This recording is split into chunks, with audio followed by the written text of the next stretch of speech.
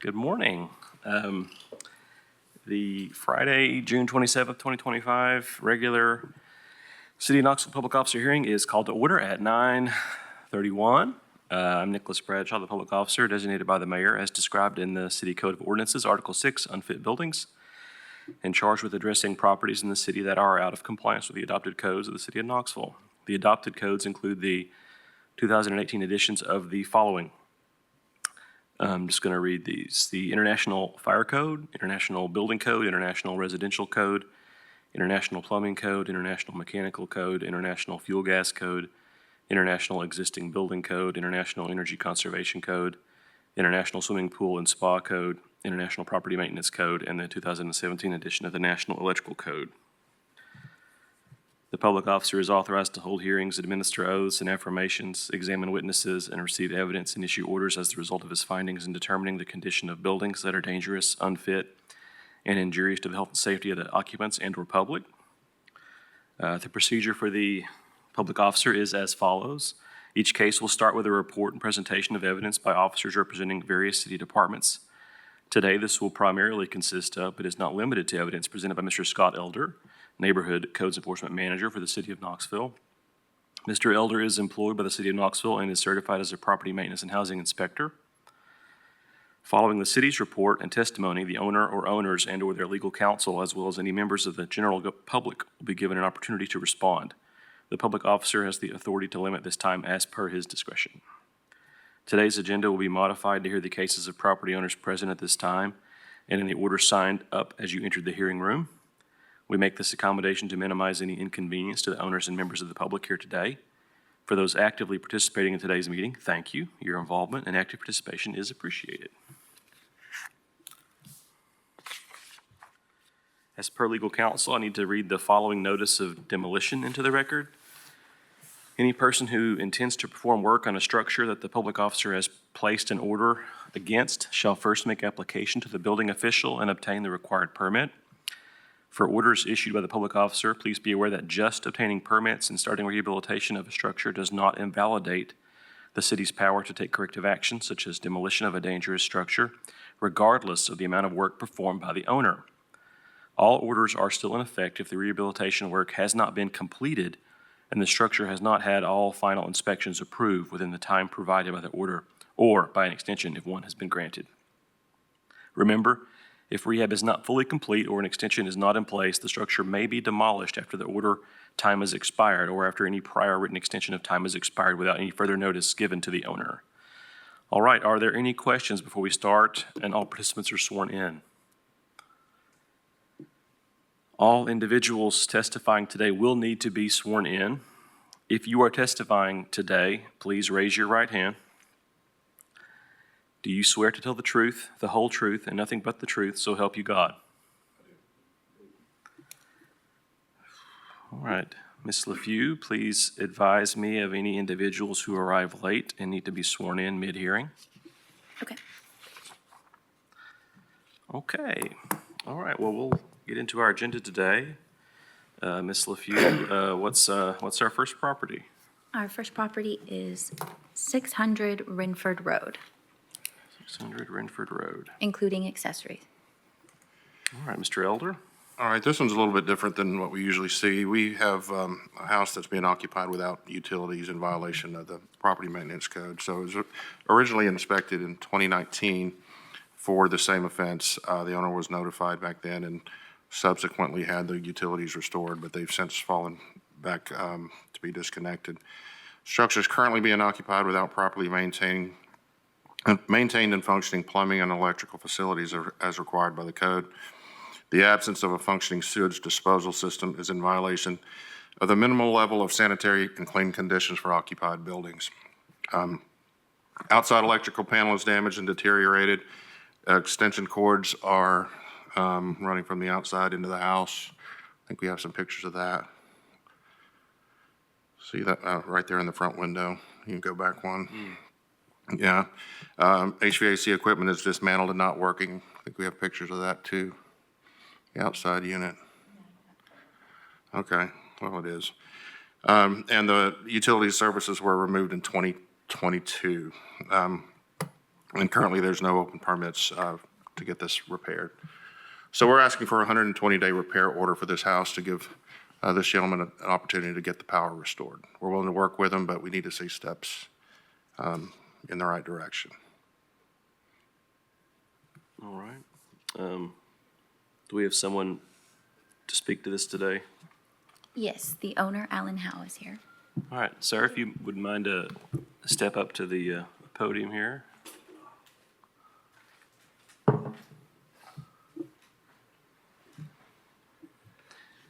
If you would, please state your name and address for the record. We can lower the I think podium it'll if we lower. need to. It's okay. Okay. I'm Alan Howell, 600 Renford Road. Yeah. I'm here on behalf of myself and my property. One thing you stated about the extension cords, all that has been removed. I think the pictures show that the extension cords are no longer there, hanging out of the windows, et cetera. All that's been removed. The house, in the process of, I've cleaned up outside pretty much. It looks much better than it did. Had a lot of comments from the neighbors and stuff about it. It's looking a lot better. I'm working on getting the insides ready to speak to someone. I've got to have a certified Knoxville electrician go through and say that it's ready for KUB whenever.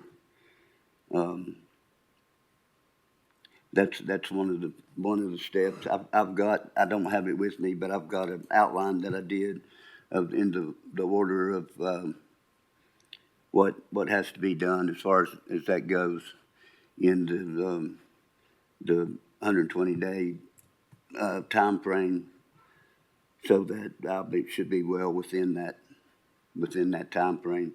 I know I've got to get the permits for. I'm not sure exactly what to ask for the permits for electrical and plumbing, because I mean there shouldn't be any damage for the plumbing. It's just been disconnected. Other than that, I know it has to be tested and everything to be sure, but also for the electrical, there's like 3 light fixtures that need to be replaced, and one 2-pole breaker in the panel. But you show pictures of the panel like this, it's not like that. It hasn't been like that. I don't know when these pictures were taken, but it has the first level cover on there. The other cover is sitting right there beside the panel. It has been removed. That 2-pole breaker right there needs to be replaced. And other than that, whatever has been done to it's been done by KUB. Whenever they came and disconnected, they removed they pulled the meter base, just the meter itself, and put the blank in the base there.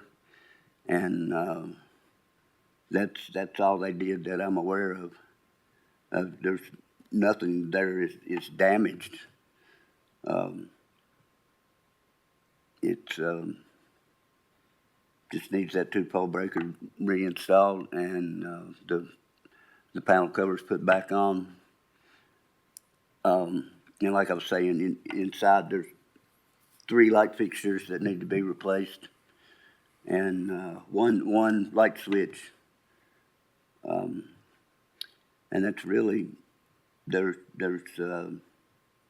no damage to the electrical inside. There's really not much that needs to be done, but I know cleaning it up and going through and testing and having somebody come in that's Knoxville, Knox County or city, whatever it is, approved. I am I'm a retired industrial electrician, and I've been an electrical engineer for a large printing press manufacturer for the past 25 years, which like I said, I'm retired now, but and I don't have any certification here in this area, but I am very familiar with the electrical code and what needs to be done in this situation. And I also, I realize that the permits have to be pulled and all that stuff, and I have to get somebody that is certified in this area to go through and give their approval before I can talk to KUB about getting things turned back on. But that's all stuff that I have to set up and get done. So just to confirm for the record, this structure is currently occupied, or you occupy? No, it's not occupied. Okay. I'm working inside there, but I'm not staying inside there. Okay. I'm not sleeping there or anything of that sort. Nobody else is there. Okay. So, do you feel like you obviously have a list of these items that codes has found that are problematic? You're working on that. Yes. Is there any reason? Sounds like you've got a plan in place. You think you can get this accomplished? You get this thing back up to code in 120 days? I believe so. Yes. Okay. Strongly believe so. Okay. All right, did you guys have anything else to add or respond to there? No, we're happy to work with you, Mr. Howell. So Thank you. just keep working with Alan and head in the right direction, and we'll be able to help you out. So. I know you said if you had any questions about permits, team's here right now, maybe get with them after this hearing. If you have any questions, you can talk one-on-one and hopefully get those answered, Okay. but they'll be here to help with that, right? Okay. Okay, Thank you very much. thank you.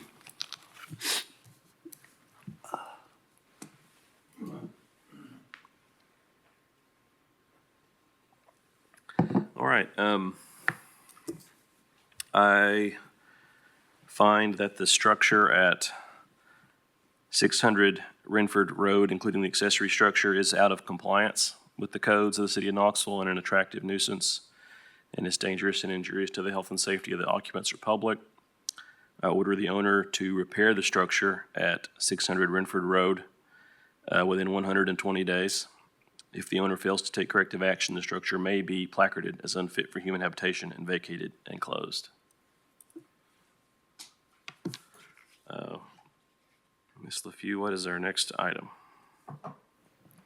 201 East Young High Pike, including accessories.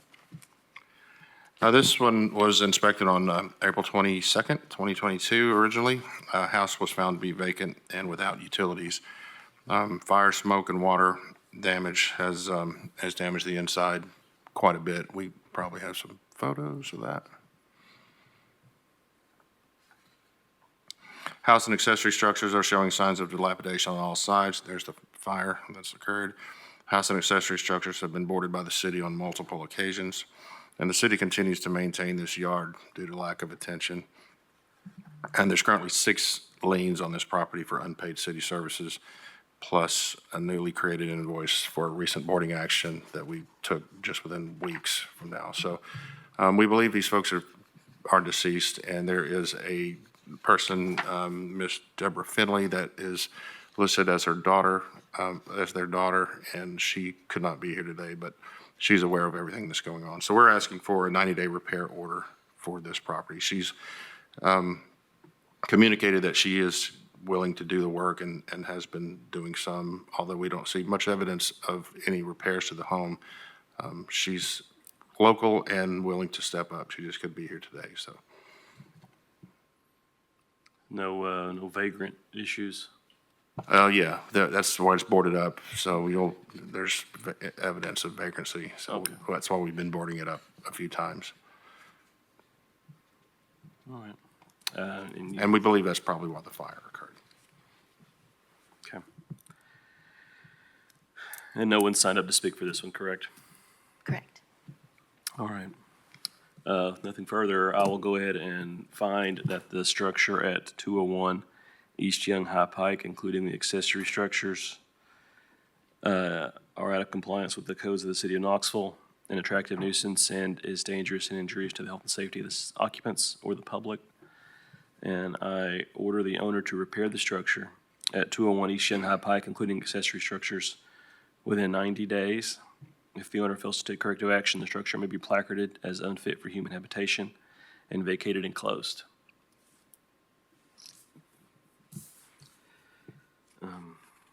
All right, I believe that will take us to the 127 Atlantic Avenue, is that correct? Correct. All right, Mr. Elder? Yeah, this is originally inspected on April 1st of this year. The accessory structure at that time was found to be heavily damaged and collapsing. As you can see the photos there. We followed up on June 9th and found the accessory structure had further collapsed and was partially leaning into the alley. You approved an emergency demolition repair order on 6/9, and the collapsed accessory structure was removed by city services on 6/10, so it's gone. That's what it looks like now. So we're requesting an affirmation of that emergency order for 6/9. All right. No one signed up to speak for that? No. I affirm the finding that the structure at 127 Atlantic Avenue, accessory structure only, is out of compliance with the codes of the city of Knoxville, an attractive nuisance, and is dangerous and injurious to the health and safety of the occupants or public. And I affirm the existing emergency order to repair the structure at 127 Atlantic Avenue, accessory structure only, repair or demolish the structure. If the owner fails to take corrective action, the structure will remain placarded as unfit for human habitation and vacated. I believe that takes us to our boarding.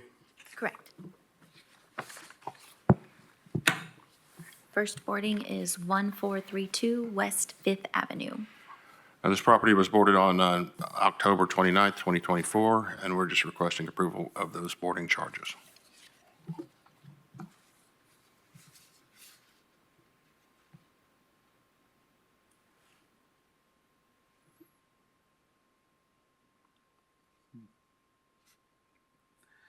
All right, I approve the boarding action taken by the City Public Service Department and affirm the charges related to the corrective action for the structure at 1432 West Fifth Avenue due to the building being an attractive nuisance and dangerous and injurious to the health and safety of the community, being open and accessible to children and members of the general public. Next. 8600 Kingston Pike. And this property was boarded on November 6th, 2024, and we're just requesting approval of those boarding charges. Just the one picture on this one? Correct.